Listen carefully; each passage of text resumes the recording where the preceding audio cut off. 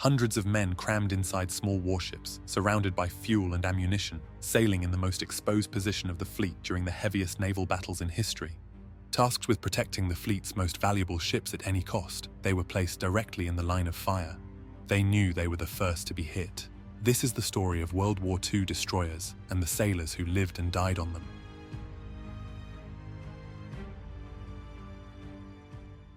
At the end of World War I in 1918, the United States had the largest navy in the world.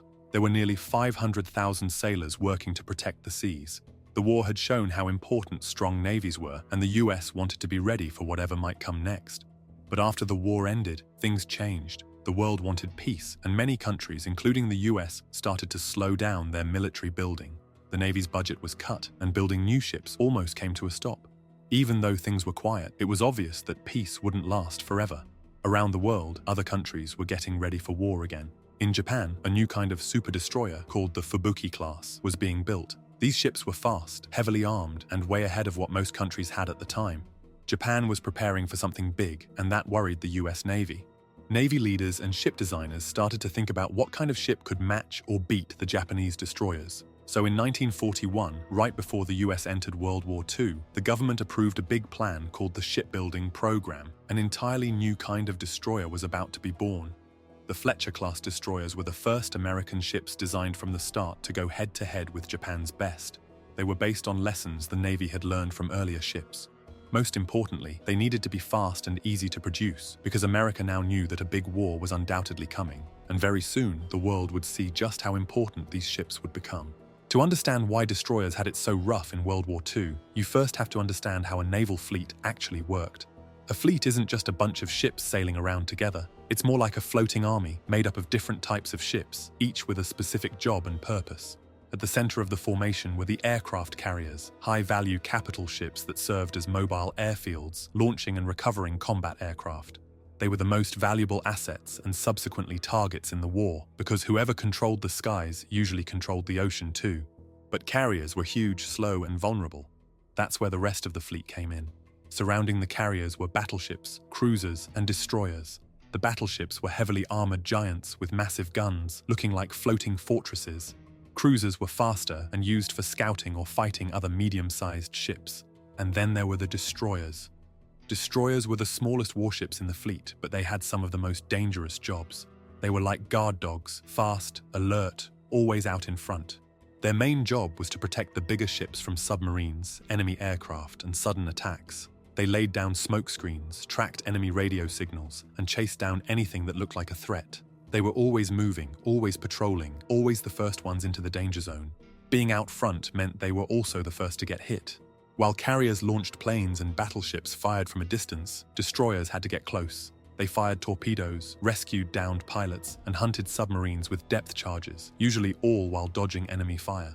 They also had to protect the fleet from air attacks. They were on the edge of every fight, and if they weren't, the whole fleet was in trouble. So while battleships got the glory and carriers won the headlines, destroyers took the hits that no one else could afford to take.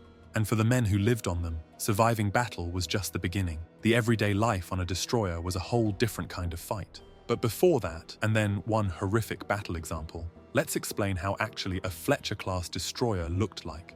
The Fletcher-class was a floating weapons platform. At about 380 feet long and fully loaded at 2,900 tons, it was the biggest destroyer the US had ever sent into battle at the time. It could carry more guns, more ammunition, and the new technology that would change naval warfare forever. The main battery included 5 5-inch caliber guns, each in its own turret. 2 sat at the front and 3 toward the back. These were dual-purpose guns, which meant they could fire both at enemy ships and planes. They could fire up to 18 rounds per minute and reach targets over 17,000 yards away.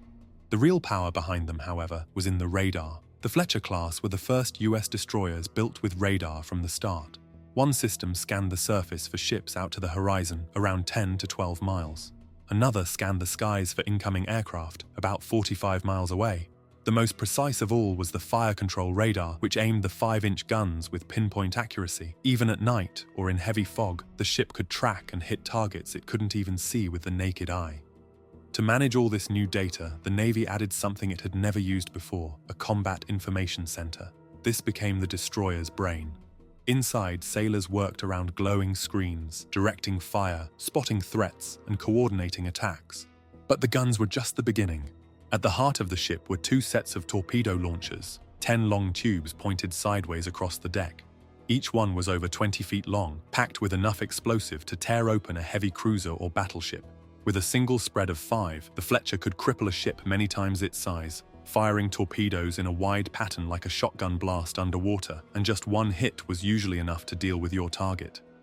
The ship bristled with a deadly mix of 40mm Bofors and 20mm Oerlikon anti-aircraft guns that created a protective wall of fire when under attack. And then there were threats under the water, and Fletcher-class destroyers were ready for them too. At the back of the ship were depth charge racks and K-gun launchers, devices that hurled explosive barrels out into the sea. These charges were set to explode at different depths to create a wide and effective kill zone for submarines. Depth charges created shockwaves that would destroy or damage a submarine nearby, or force it to surface, where they would finish it off with guns. But surviving a sea battle was just one part of the story, and we have one of the most terrifying ones for the end. What was happening below deck, between the short excitements of battles, in brutal heat and constant danger of drowning or fire, that's where the daily horror really lived. Aboard a Fletcher-class destroyer, around 300 men lived elbow to elbow. There was no privacy, no silence, and no safety from the sea or the ship itself. In heavy weather, walls of water smashed across the upper deck, and to keep from being swept overboard, sailors held onto ropes stretched from bow to stern. But sometimes, tragedies would happen. One sailor, moving to his battle station during a storm, was ripped from the deck and vanished into the waves. The crew could only watch. The captain couldn't turn back, as stopping the ship in rough seas meant huge risk, and finding a man in such rough water made a rescue attempt impossible. They had to move on as if nothing happened. Inside the ship, crew slept in thin canvas bunks stacked 4 high. In bad storms, even the most experienced sailors got seasick. Food slid off trays, pipes leaked, fires broke out. Speaking of fire, everything was flammable. You had tons of fuel, explosives, ammunition, all packed together with sailors in between. One spark in the wrong place could mean an absolute horror story. If fire broke out, lower sections couldn't escape, and there are some disturbing images of the aftermath of that on the internet that you can find, but we don't recommend it. Serving on a destroyer was dangerous all the time, and battles just added on top of that. The sea, the ship, and then the enemy were always trying to kill you. Now let's talk about the outright crazy battle where 3 destroyers did something that would bring them eternal glory in history. It happened during the Battle of Samar, a smaller but legendary part of the larger Battle of Leyte Gulf, the biggest naval battle of World War II. Off the coast of the Philippines, the US Navy had launched a major invasion to retake the islands from Japanese control. At the center of the operation was a group of lightly defended American ships known as Taffy 3. Taffy 3 had 6 slow escort carriers, 3 Fletcher-class destroyers, and 4 destroyer escorts. These ships were designed to support ground troops, not fight enemy battleships. But on the morning of October 25, 1944, everything changed. At 6:45 a.m., lookouts spotted a terrifying sight. A Japanese center force, 23 ships in all, including 4 battleships, one of them being the Yamato, the largest and most heavily armed battleship ever built. 6 heavy cruisers, 2 light cruisers, and 11 destroyers. They had slipped through a gap in the US fleet and were heading straight for the vulnerable American carriers. The US force was outgunned and outmatched in every way. The Japanese had 18-inch guns that could destroy a carrier with a single hit. The largest guns on the American side were the 5-inch guns of the destroyers. No battleships, no cruisers, just destroyers, and just 3 of them. They couldn't run away, and they had to protect the carriers at all costs. At 0706, USS Johnston, commanded by Ernest E. Evans, raced ahead of the formation at flank speed. Without waiting for orders, Evans launched a torpedo attack, firing 10 torpedoes at the cruiser Kumano, hitting her with 1 and blowing off her bow. At the same time, the ship took multiple hits, including 3 14-inch shells from the battleship Congo, which damaged the engine room and knocked out her rear guns. Despite being badly wounded, Johnston continued fighting. She turned her guns on Japanese destroyers, took more hits, and at 0945, with her engines failing and crew casualties mounting, Evans gave the order to abandon the ship. The ship finally sank at 10:10 a.m. Out of a crew of 327, 186 were killed, including Evans, who posthumously received the Medal of Honor.